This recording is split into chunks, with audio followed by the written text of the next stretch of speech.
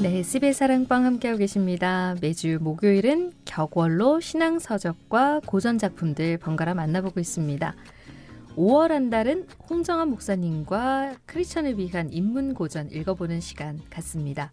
소소한 책 읽기로 꾸며보는데요. 홍정한 목사님 자리하셨습니다. 어서 오세요. 안녕하세요. 네, 또 한 달을 건너뛰고 네. 네, 4월을 건너뛰고 5월에 뵙습니다. 네, 5월 이번 한 달 또 어떤 작품들로 함께 이야기 나누게 될지 기대가 되는데 저희가 지난 3월 말에 오리엔테이션 삼아서 네. 그리스 비극에 대해서 간략히 살펴보는 시간 가졌었거든요. 기억하실지 모르겠어요. 마지막 주에 그렇게 잠깐 언급을 해드렸는데 고대 그리스의 부활절 칸타타라고 했던 이야기가 기억에 남습니다. 네. 오늘부터 본격적으로 이 비극 작품들 읽어가는데요. 어떤 작품 가장 먼저 소개해 주실 건가요? 비극 가운데에서 또 비극 작가들 가운데서도 소위 3대장이라고 불리는 작가들이 있습니다. 네. 이 3대장들이 3대 작가들의 작품을 좀 차근차근 읽어갈 생각인데 고민을 좀 많이 했어요. 덜 유명한 데서부터 유명한 데로 갈 것인가? 네. 유명한 데서 덜 유명한 데로 갈 것인가?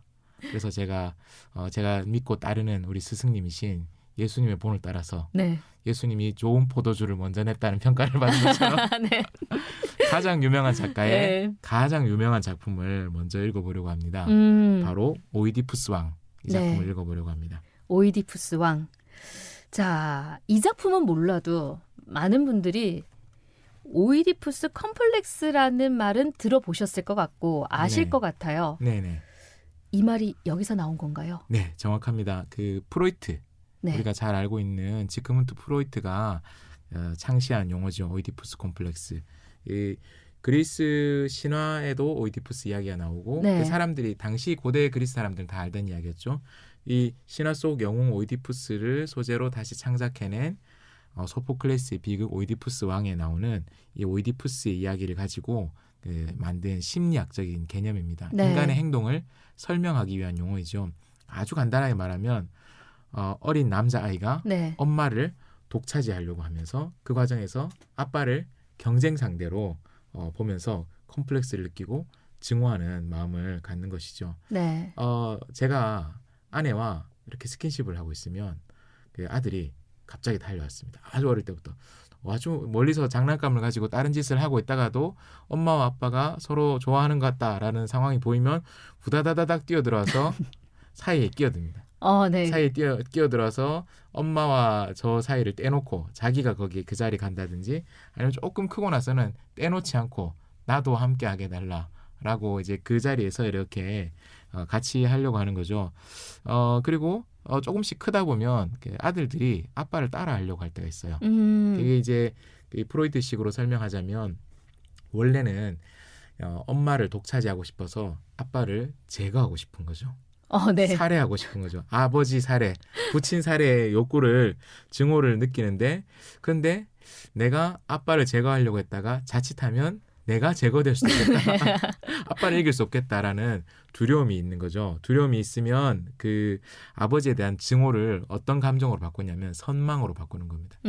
내가 엄마를 차지하기 위해서 엄마에게 사랑받기 위해서는 아빠처럼 해야 되겠구나. 아빠와 같은 사람이 되어야겠구나라고 이야기를 하는 것이죠. 그래서 이게 이제 프로이트가 이야기한 네. 오이디푸스 컴플렉스 이야기인데요. 또 반대의 이야기도 있습니다. 그 여자아이가 동성인 어머니를 증오하고 이성인 아버지에게 집착하는 현상을 엘렉트라 콤플렉스라고도 이야기를 하는데요. 네. 엘렉트라 역시 소포클레스의 작품에 네. 나오는 아주 중요한 그 작품, 소포클레스 작품 엘렉트라의 주인공입니다. 네. 이 오이디푸스 컴플렉스에 대한 설명해 주셨고요. 네. 네.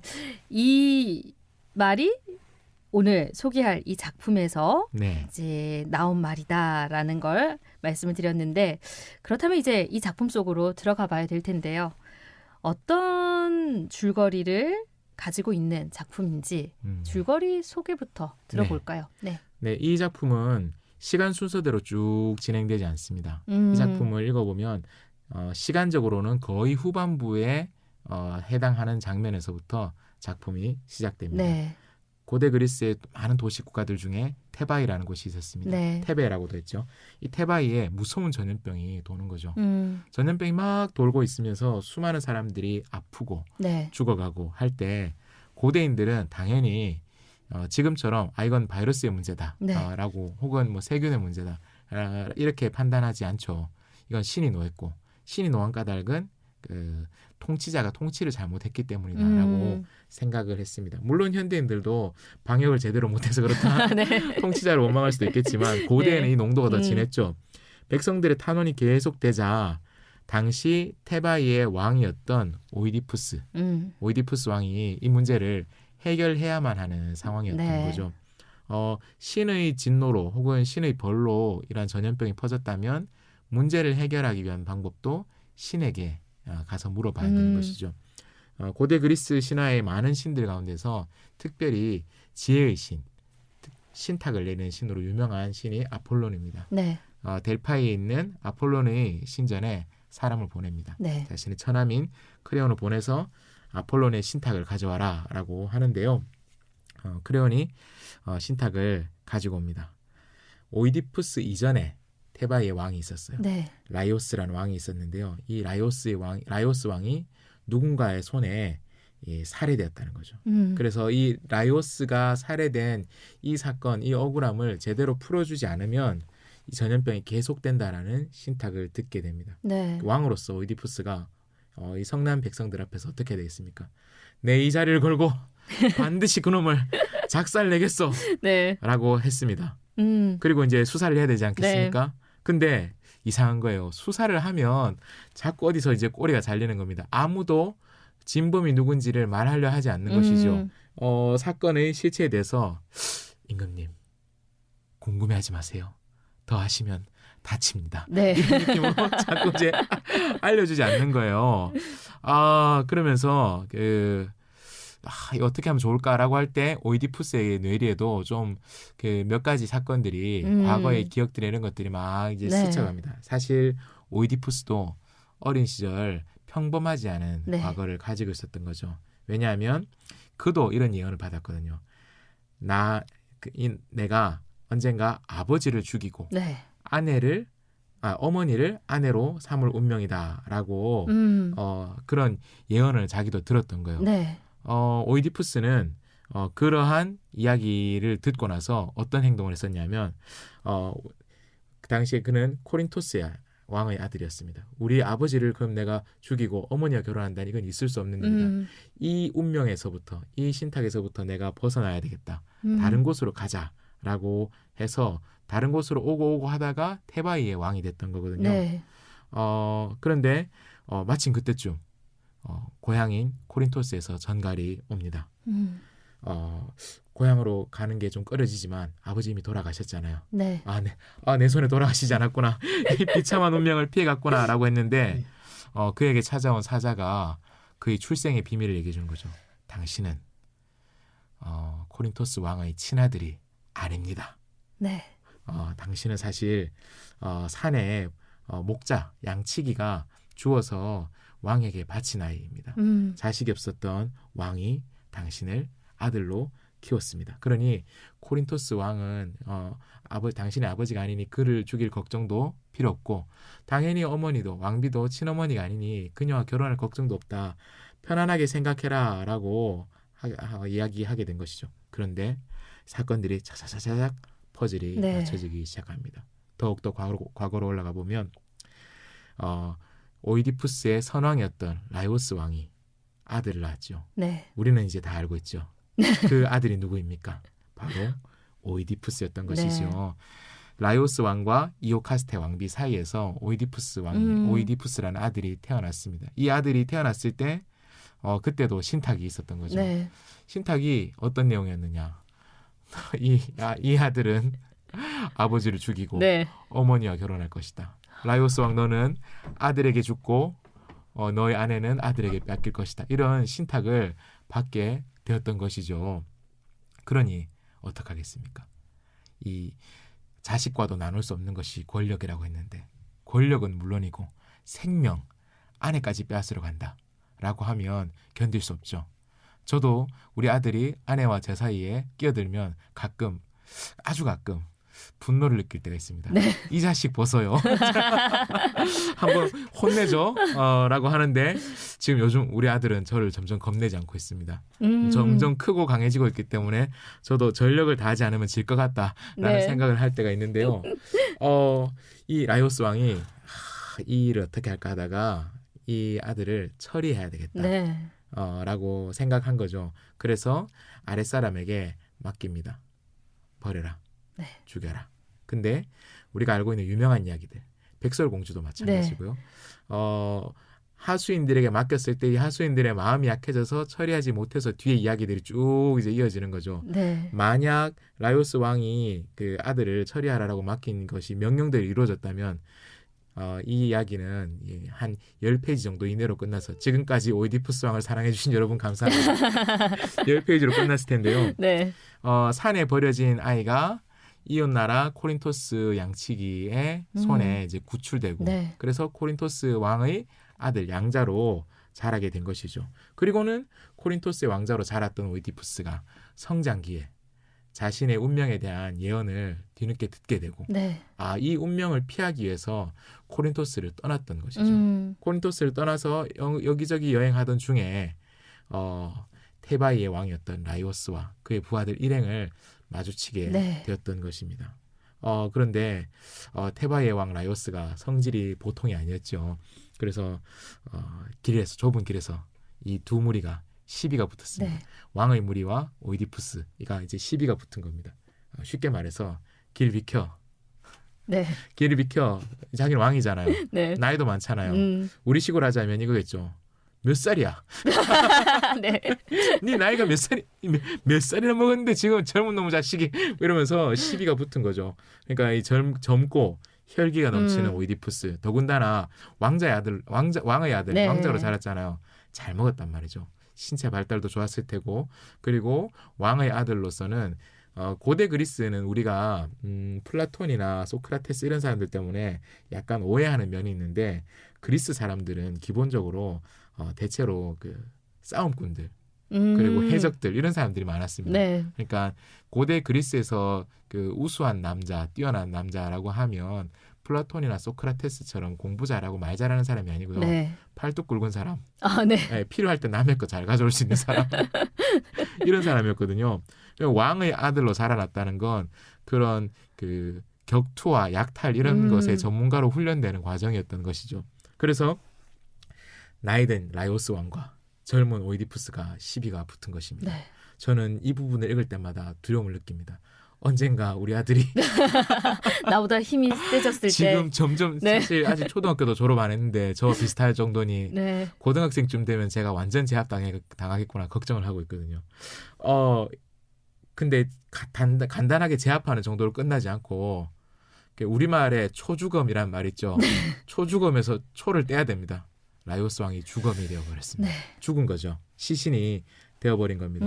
그리고 계속해서 오이디푸스는 나를 귀찮게 하던 노인 한 명을 처리했다고 생각하고는 계속 길을 떠났는데 또 유명한 이야기가 있습니다. 스핑크스를 만납니다. 네. 우리 스핑크스라고 하면 보통은 이집트에 있는 피라미드 앞에 있는 그 스핑크스 모양을 생각하기 쉬운데요. 그리스의 스핑크스는 좀 다르게 생겼습니다. 네. 사자의 몸에 날개가 있고 얼굴은 사람 모양의 이제 스핑크스인데요. 이 스핑크스가 퀴즈를 냅니다. 문제를 내겠다. 문제를 내겠다.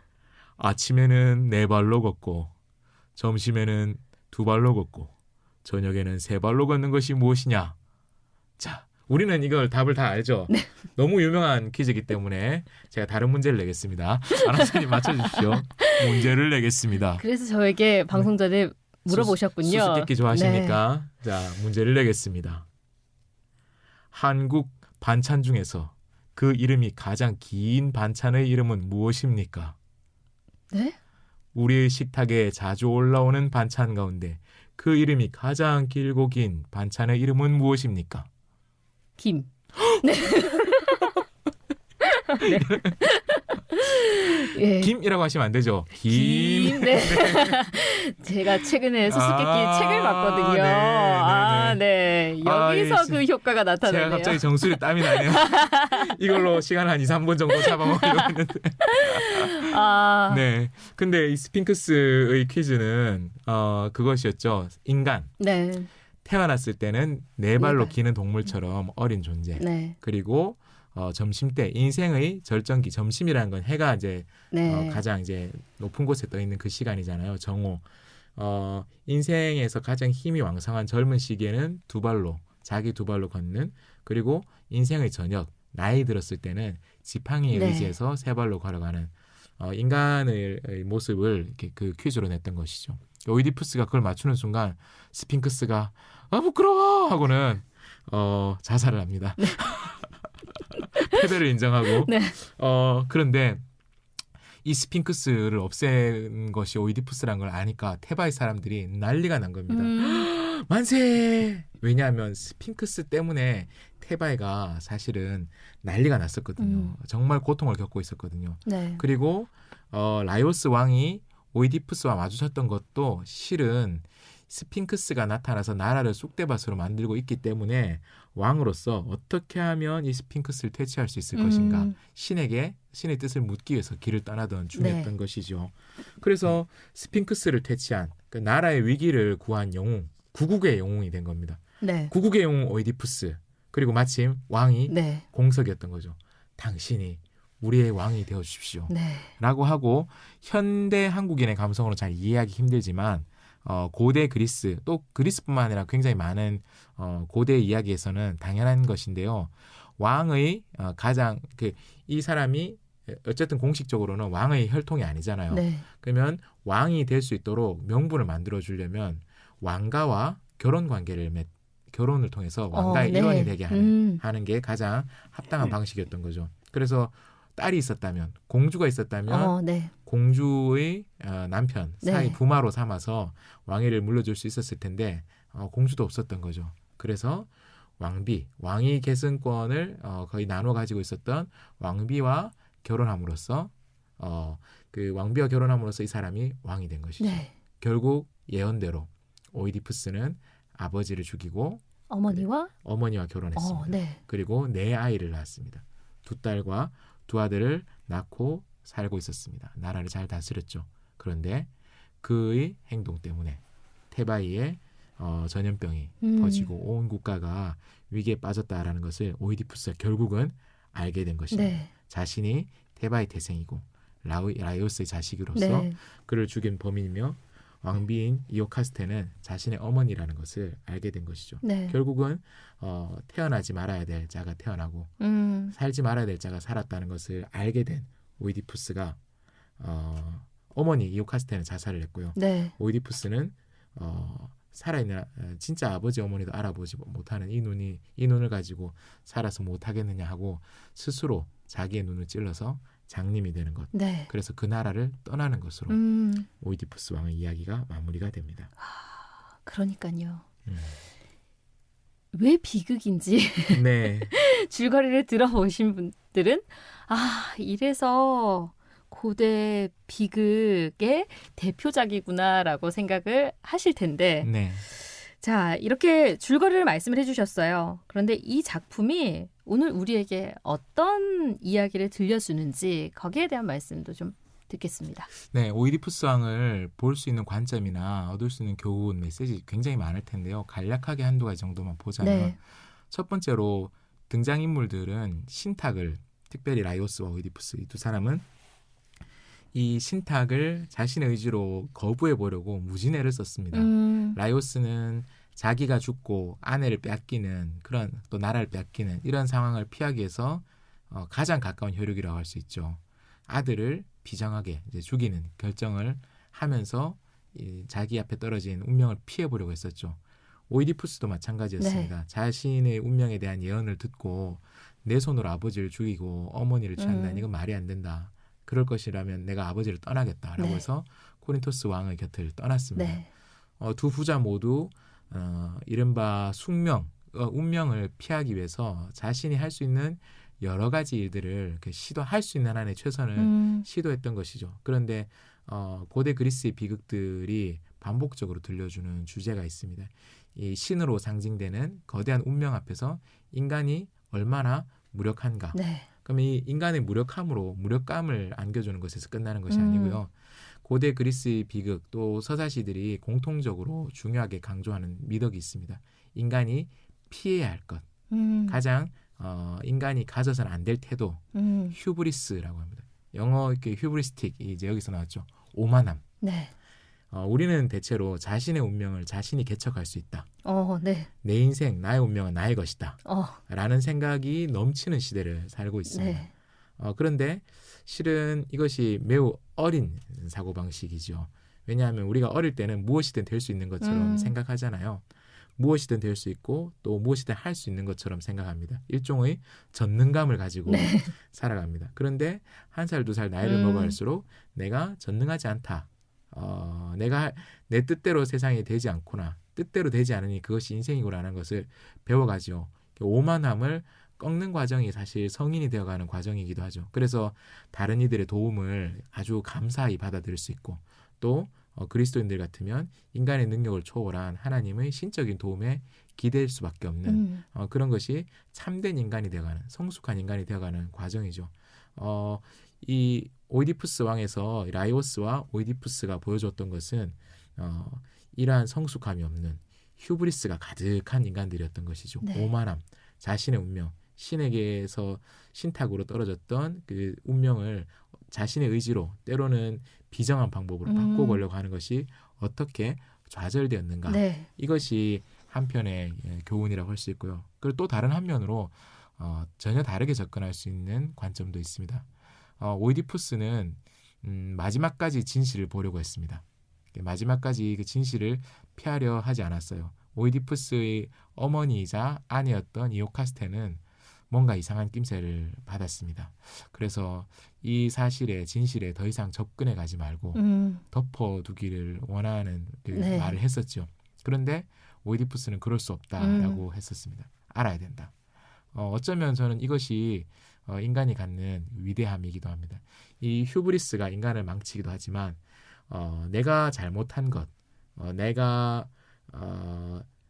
돌이킬 수 없는 실수를 저질렀던 것에 대해서 정직하게 그 끝까지 파고 그것을 잘못을 인정하고 그 잘못 앞에 나가서 스스로 자신의 눈을 훼손하면서까지 자신의 잘못을 책임지려고 했던 태도를 보여줌으로써 오이디푸스는 신체적으로 또 그가 누렸던 권력 면에서는 정말 바닥으로 떨어졌을지 모르나 인간의 정신이라는 면에서는 매우 뛰어난 경지에 도달했던 것이죠. 그래서 우리가 다음에 읽게 될 또 다른 작품에서 보면 오이디푸스가 얻게 된 그 뭐랄까요, 그 내면의 힘 네. 이런 것들을 다시 확인할 수 있게 됩니다. 그래서 인간은 오만함, 자기의 운명을 스스로 다 개척하고 뜻대로 움직여갈 수 있다는 오만함을 버리지 않는 한 성숙할 수 없다는 것을 이 작품이 우리에게 보여주는 동시에 마지막까지 진실을 외면하지 않고 자신의 잘못과 과오를 정직하게 대면하고 책임지려고 하는 태도를 가질 때 비로소 인간이 인간을 넘어서는 그 다음 단계로 나갈 수 있다는 것을 이 작품이 오늘 우리에게 들려주지요. 네. 오늘 오이디푸스 이야기를 원작으로 만나봤습니다. 네. 네. 다음 시간 또 어떤 작품 가져오실지 기대가 되는데 오늘 여기까지 이야기 나눠야겠습니다. 네. 네. 지금까지 소소한 책 읽기 홍정한 목사님과 함께했습니다. 귀한 말씀 감사합니다. 고맙습니다. 네. 흐르는 곡 세이입니다. 한 달란트 전하면서 저도 인사드리죠. 지금까지 김지연이었고요. 내일도 12시 5분 사랑방에서 뵙겠습니다. 함께해 주신 여러분 고맙습니다.